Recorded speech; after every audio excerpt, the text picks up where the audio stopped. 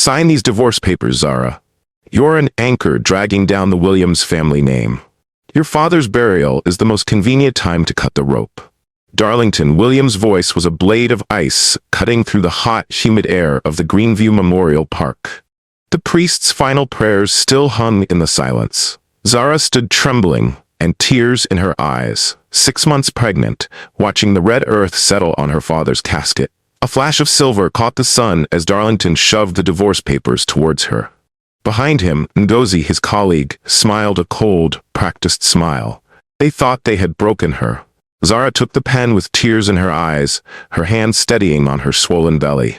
She signed, not in defeat, but with the silent promise of a woman who had just awakened. But what secret had her father left behind?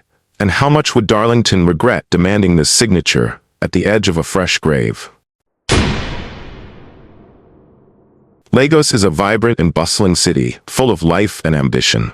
Among its tall buildings and bustling streets, people live a lifestyle that often revolves around reputation and family status. For 2 years, Zara found herself in the background, overshadowed by the powerful William family, who run a large, successful corporation called Willex Holding.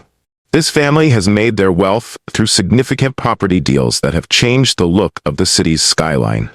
Zara was a quiet woman with a talent for architecture and a sharp eye for design. However, in the world of the Williams family in Darlington, her skills didn't matter much. To them, she was just the wife of the heir, a pretty accessory expected to smile at charity events and eventually have a grandchild. The Williams, especially the matriarch, Mrs. William, often reminded Zara of her modest background. They spoke about her father, Elder Adebayo, who was a simple and honest city bookkeeper with a hint of disdain. To them, his ordinary life felt like a blemish on their refined reputation. Darlington himself was handsome, charismatic, and entirely consumed by the one thing that mattered to his family, the Skyline Apex project. This massive development was his legacy, the project that would solidify his position as the city's leading visionary. He spent his days in frantic meetings, focused on blueprints and land acquisitions. Zara often watched him, recognizing his hunger for success, but feeling the growing distance between them. Their home, a massive penthouse overlooking the frantic cityscape, was luxurious but empty. She was respected, but never loved, present, but never truly seen. The greatest weight on Zara was the notorious prenuptial agreement. Mrs. William had insisted on it, citing the need to protect the Williams' legacy from opportunists. It specifically and ruthlessly separated all inherited wealth and family assets, ensuring that should the marriage end, Zara would walk away with only her personal belongings. At the time, with her father seemingly having nothing but his civil servant pension, the document had felt meaningless, a paper insult. Now, some days after the burial, the air in the penthouse felt thick and cold. Zara sat alone, her hand resting on the swell of life inside her. On the polished mahogany table, the signed divorce papers lay beside a simple, worn leather briefcase, the one object her father had carried to the office every single day of his working life. It was a stark contrast to the modern wealth surrounding her, a single, unassuming piece of leather against a backdrop of marble and gold. As Zara reached for the briefcase, a sudden, sharp pain flared in her lower back. It was a physical jolt, a warning that the life she was carrying was ready to enter a world she was utterly unprepared for. The atmosphere had shifted. The peace of the old life was gone, replaced by the deep, unsettling quiet before a powerful storm. Something was about to break. The disruption came not with a crash, but with a quiet, metallic click. Some days after she signed the papers at the graveside, days after the final devastating humiliation, Zara sat on the floor of her father's small apartment. The William family had been swift and brutal, sending movers to pack her belongings, treating her marriage like a broken contract to be quickly erased. She had nothing left but the clothes she wore, her newborn son's meager belongings, and the battered leather briefcase belonging to Elder Adebayo. She had spent the last 3 days lost in a fog of sadness, disbelief, and a powerful feeling of being lost in a chaotic and harsh city. The world had told her she was worthless, disposable. She was 6 months pregnant when Darlington abandoned her, and now the raw weight of raising a child alone, with no job, no savings, and a hostile former family-in-law, pressed down on her chest like a stone. What was at stake was not just her comfort, but her child's dignity and survival. She finally opened the briefcase. It smelled faintly of old paper and dust. Inside, tucked beneath years of modest account ledgers, was a single, sealed, yellowing envelope. Her name, Zara, was written on it in her father's distinctive, careful handwriting. Her hands trembled as she broke the seal. Inside was a small, silver safety deposit box key and a short, powerful letter. My dearest daughter, patience is power. In this world, the quiet truth is the strongest shield. You are reading this because they mistook your quietness for weakness. Go to the City Trust Bank, Safe Deposit Box 114. You will find the real deed to your future. It is the one thing the Williams will ever truly need. Do not surrender it until you have taught them the true price of respect. Guard it. It is my greatest gift to you. Your father, Elder Adebayo. Zara read the words 3 times, confusion battling with a sudden electrifying spark of hope. Her father, the humble bookkeeper who drove a 15-year-old car and lived simply, spoke of a real deed and a future. What secret had he carried to his grave? Clutching the key, she drove to the bank in a borrowed car, her mind racing. The cold, solemn privacy of the safe deposit room felt like a sacred space. When the attendant left her alone with box 114, her hands were slick with sweat. Inside, she expected gold bars or a hidden stack of cash. Instead, there were only legal documents, all meticulously organized, and a single, ancient, city-approved land deed. It was for a small, seemingly insignificant plot of unutilized land in the industrial district. Zara, a trained architect, frowned. This was worthless to the Williams, whose deals involved colossal, high-rise luxury developments. But when she got home and pulled out the Willix Holding public prospectus for the Skyline Apex project, which her father had neatly tucked into the box, she saw the map. She saw the blueprints. And then she saw the coordinates. The insignificant plot of land, Lot 4474, was not just near the project. It was the exact tiny parcel of land needed to connect the 2 major separated segments of the development. Without Lot 4474, the planned skyscraper complex was architecturally and legally impossible to complete. Elder Adebayo hadn't given her a pile of money. Instead, he had bequeathed her something much more valuable. A piece of land that held significant power over Darlington's entire business empire. This was the decisive turning point. Zara lifted her head, the grief and despair momentarily receding, replaced by a cold, clear strategic purpose. The Williams had buried her father and tried to bury her. They had no idea that Elder Adebayo had simply given his daughter the shovel to dig their own grave. She now held the only power Darlington William truly respected, the power to build, or the power to permanently halt his ambition. The game had changed entirely. The immediate consequence of the land deed was not freedom, but a crushing new burden. Zara, barely recovered from childbirth, sat with her newborn son Samuel and Barrister Stephen, her father's sharp, trusted lawyer, in a small office. The lawyer confirmed the truth. This plot of land, Lot 4474, is insignificant on its own, but it is the missing puzzle piece for the entire Skyline Apex project. Without it, Darlington's skyscraper is a structural impossibility. Your father, Elder Adebayo, didn't leave you a fortune, Zara. He left you a legacy that can be overwhelming to carry. The problem, however, was immense. The Williams were giants. Holding the deed was useless if she couldn't leverage it, and she had no capital, no corporate structure, and no experience in high-stakes negotiation. Her moral choice was clear. Sell the land now for a small fortune and secure her child's immediate future, or keep the secret and risk everything for a strategic victory. Zara chose a strategic victory. They will never negotiate fairly if they know it's me. We must disappear. Barrister Stephen acted quickly. He used the deed as hidden collateral for a series of carefully structured anonymous loans, creating a shell company called Global Trust. This allowed Zara to disappear from the city, relocating to a quiet, distant town where she vanished from society's gaze. Zara did not rest. While Samuel slept, she plunged into a world of corporate law, land rights, and real estate finance, guided remotely by Barrister Stephen. Her pain sharpened her intellect. She was haunted by the whispers she'd heard at the funeral. Too simple, too boring, and she used those words as fuel. In Lagos, the first signs of trouble began. The Willix Holdings started quietly pursuing Lot 4474, unaware they were dealing with the daughter-in-law they had discarded.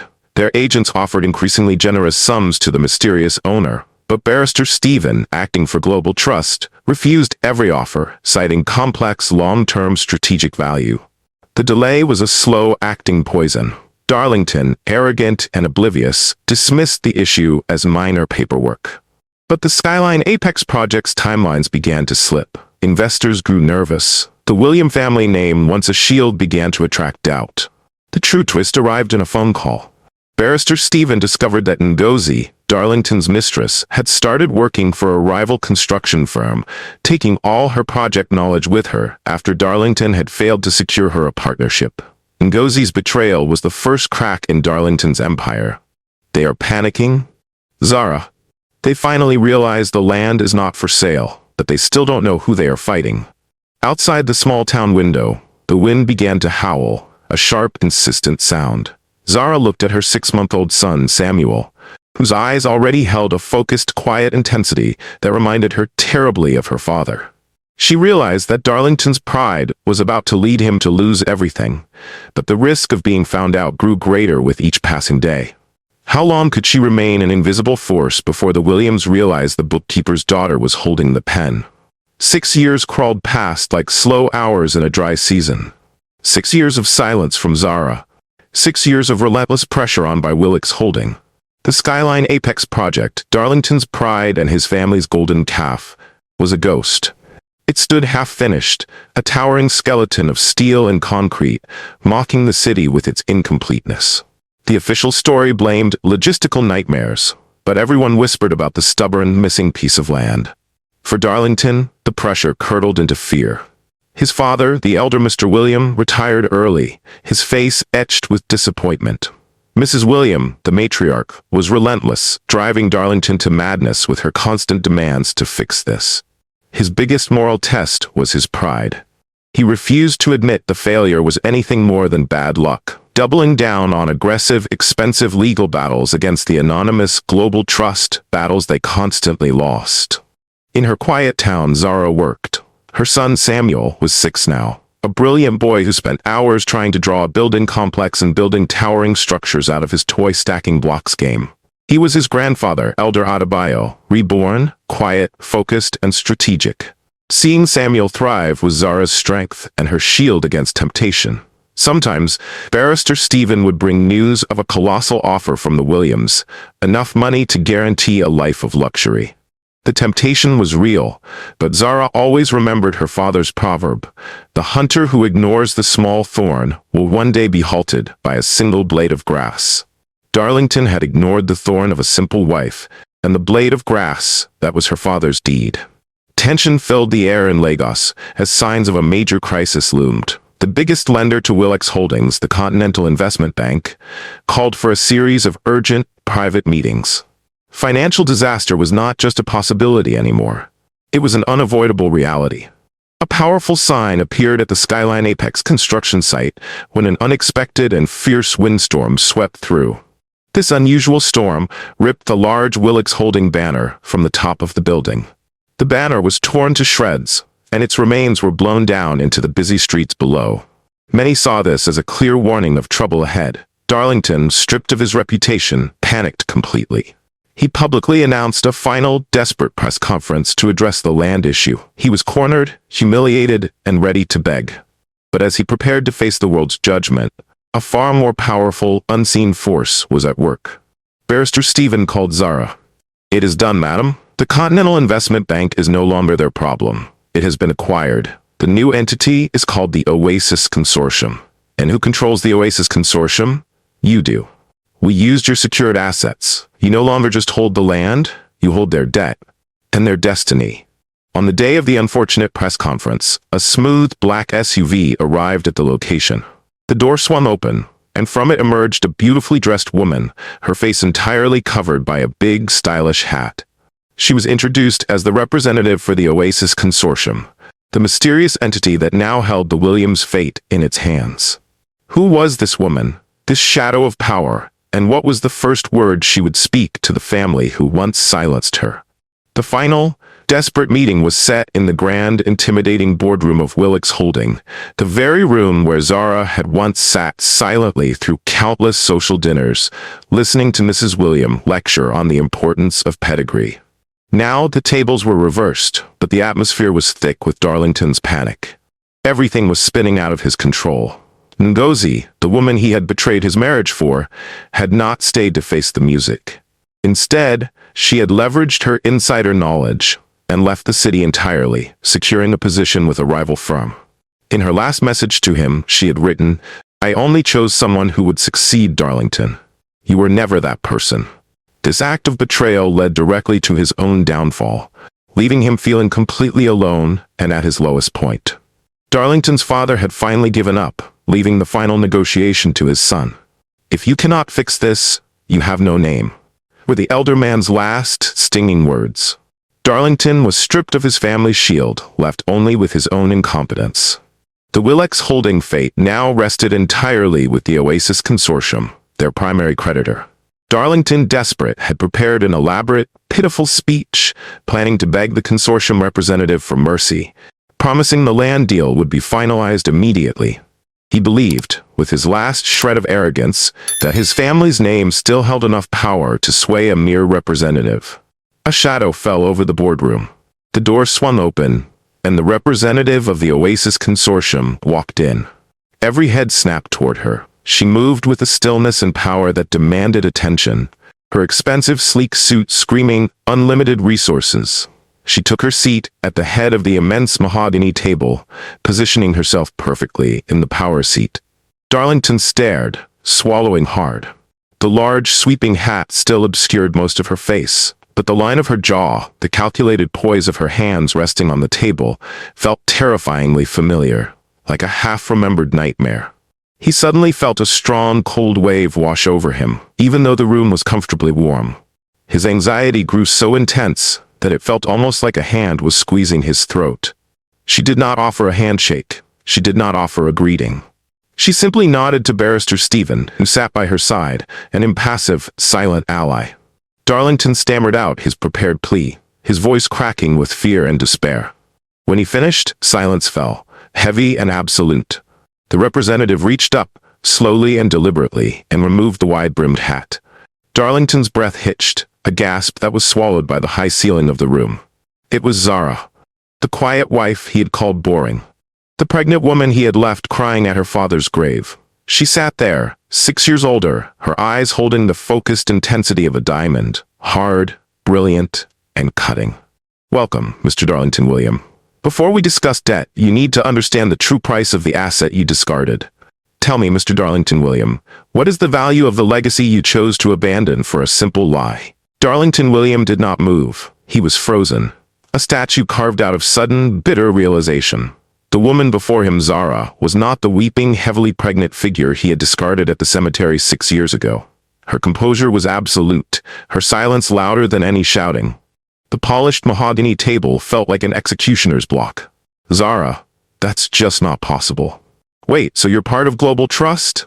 "Global Trust holds the deed to Lot 4474, Mr. Rao. Darlington William, and the Oasis Consortium now holds the majority of your company's debt.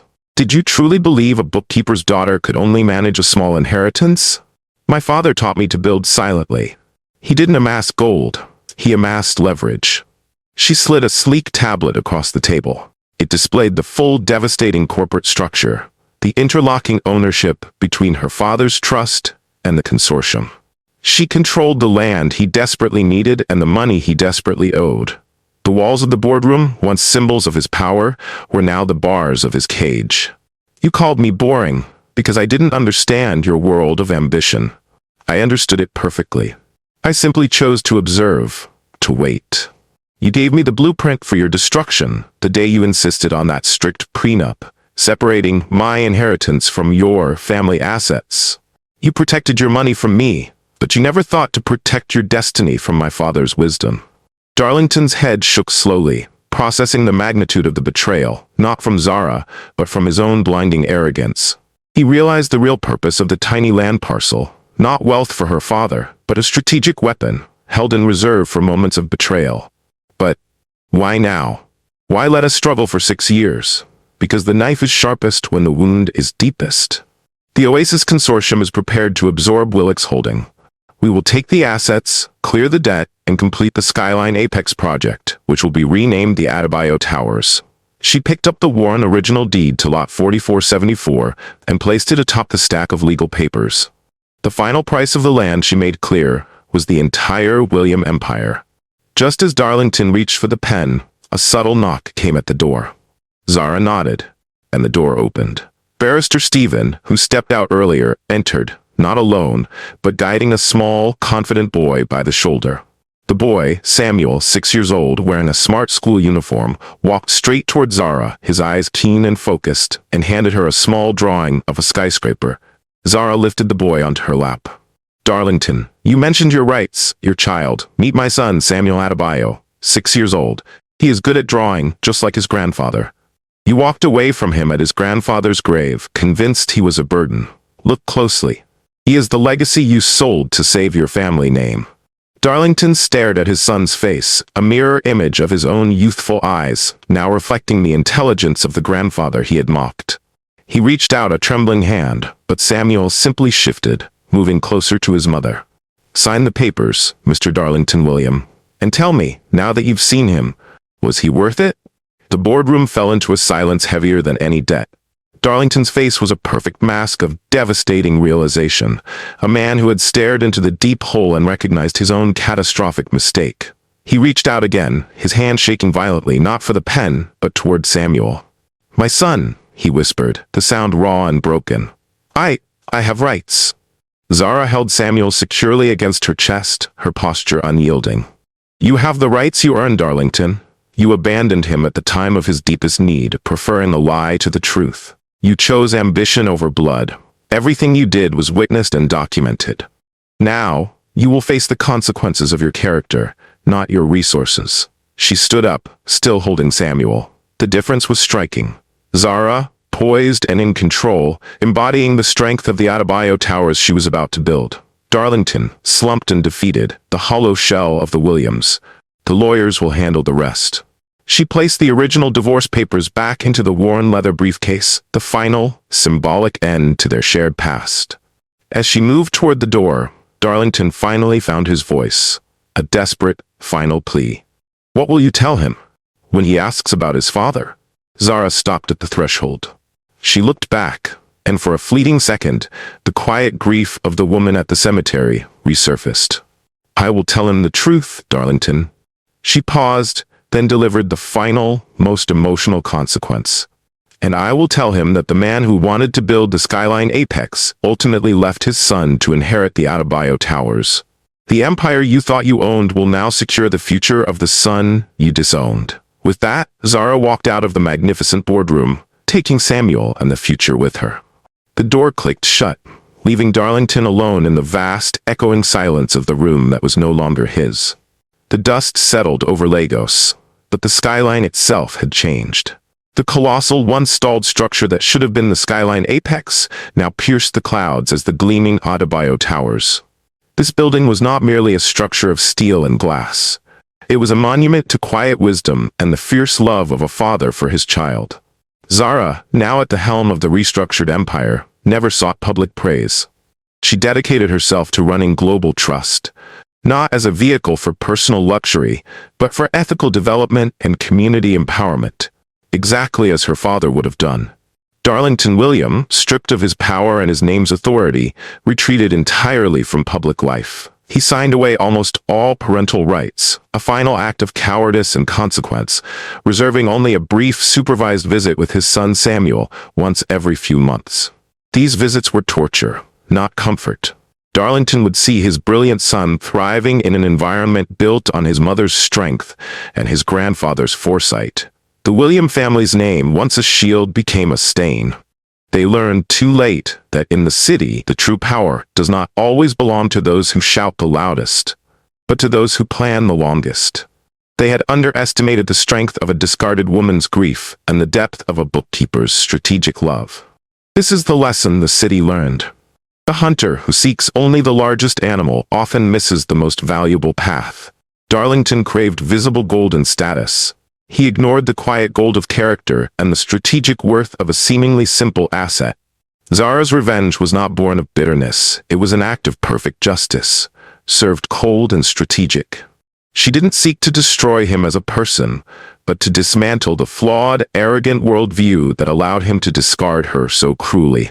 She proved that the woman they tried to bury alongside her father was, in fact, the seed of their destruction and the anchor of her son's glorious future.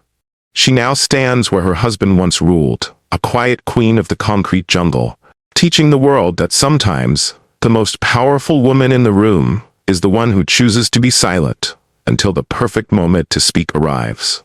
And so, the story ends, but the wisdom remains. If you mistake patience for weakness, what price will you pay when the underestimated finally rise? Thank you for watching, and don't forget to subscribe to the channel for more amazing stories. Until next time.